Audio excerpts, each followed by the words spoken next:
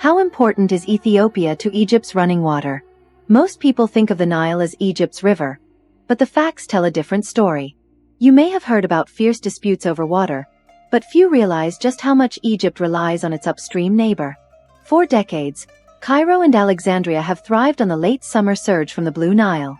During Ethiopia's rainy season, up to 85% of all the Nile water entering Egypt and Sudan starts as rainfall and runoff in the Ethiopian highlands. So much depends on Ethiopia's climate. Without those rains, the mighty Nile would shrink to a shadow downstream. Here's something even critics argue. Throughout the year, Ethiopia provides almost 60% of the total Nile flow to Egypt.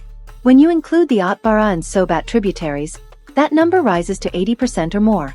These waters feed Egypt's fields, cities, and industries. Yet Ethiopia's own population faces some of the world's lowest daily water use. But why does Ethiopia get so little say over the river's future? Regional hydrology reports from Britannica show Ethiopia's upstream role isn't just massive, it's vital. Old agreements and political power have often kept Ethiopia at the negotiating table, but not in the spotlight. Now, here's the punchline. In light of these facts, isn't it more accurate to call the Nile the river of Ethiopia rather than Egypt's? The lifeblood of Africa's longest river, and millions of lives, begins not in Cairo, but in the Ethiopian highlands. As the climate shifts and upstream nations press for a fairer share, Egypt faces a new challenge. What happens when the source countries finally raise their voice? Are we witnessing the start of a water revolution on the Nile? Share your thoughts below.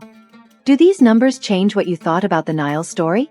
Next up, we'll expose the surprising gap in water use between Egypt and its upstream benefactors.